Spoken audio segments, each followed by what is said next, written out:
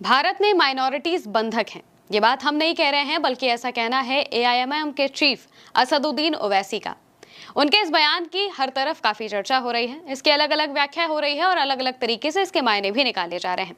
लेकिन आखिर ओवैसी ने ऐसा बयान क्यों दिया, उन्हें ऐसा क्यों कहना पड़ा, इसे समझने के लिए हमें सबसे पहले केंद्रीय अल्पसंख्यक मामलों के मंत्री किरेन रिजिजू के एक बयान को समझना पड़ेगा। इसके बाद आपको बताएंगे कि आखिर असदुद्दीन ओवैसी ने ऐसा क्यों कहा है। दरअसल केंद्रीय मंत्री किरेन रिजिजू अल्पसंख्यक मामलों के मंत्री होते हुए भी उनकी तकलीफों को या फिर उनके साथ हो रही नाइंसाफी को समझ पाने में सक्षम नहीं है, और इसको लेकर असदुद्दीन ओवैसी ने एक तगड़ा जवाब दिया, जिसकी हर तरफ चर्चा हो रही है। पहले आपको किरेन रिजिजू का वो पोस्ट बता देते हैं जिसके बारे में पहले चर्चा हो रही है और जहां से ये पूरी बात उठी है।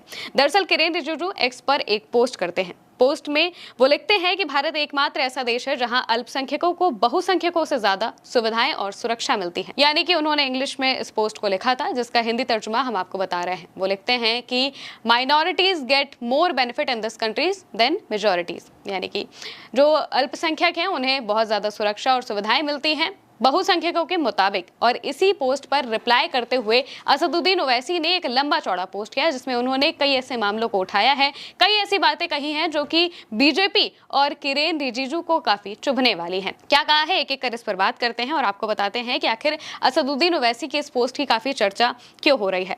दरअसल इसके जवाब में असदुद्दीन ओवैसी एक्स पर पोस्ट करते हैं और कहते हैं कि आप भारतीय गणराज्य के मंत्री हैं, राजा नहीं हैं।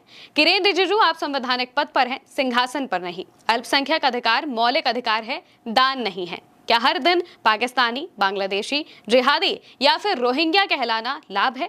क्या लिंच किया जाना सुरक्षा है? क्या ये सुरक्षा है कि भारतीय नागरिकों का अपहरण कर उन्हें बांग्लादेश में धकेल दिया जाए? क्या हमारे घरों, मस्जिदों और मज़ारों को अवैध रूप से बुलडोजर से गिरते देखना एक विशेष अधिकार है? सामाजिक, राजनीतिक और आर्थिक रूप से अदृश्य बना दिया जाना क्या भारत के प्रधानमंत्री से कम किसी और के द्वारा नफरत भरे भाषणों का निशाना बनना सम्मान है?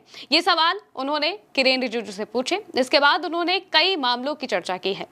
असदुद्दीन ओवैसी लिखते हैं कि भारत के अल्पसंख्यक अब दूसरे दर्जे के नागरिक भी नहीं हैं, हम बंधक हैं। अगर आप एहसान के बारे में बात करना चाहते हैं तो इसका जवाब दीजिए, क्या मुसलमान हिंदू बंदोबस्ती बोर्ड के सदस्य हो सकते हैं? नहीं। लेकिन आपका वक्फ संशोधन अधिनियम गैर मुसलमानों को वक्फ बोर्डों में शामिल करने के लिए मजबूर करता है और उन्हें बहुमत बनाने की अनुमति भी देता है। आपने मौलाना आजाद नेशनल फेलोशिप को बंद कर दिया, आपने प्री मैट्रिक स्कॉलरशिप को भी बंद कर दिया। इसके आगे वो लिखते हैं, आपने पोस्ट मैट्रिक और मेरिट कम मींस स्कॉलरशिप को भी सीमित कर दिया है। ये सब इसलिए क्योंकि इससे मुस्लिम छात्रों को फायदा हुआ। मुसलमान अब एकमात्र समूह है जिनकी संख्या हायर एजुकेशन में घटी है। वो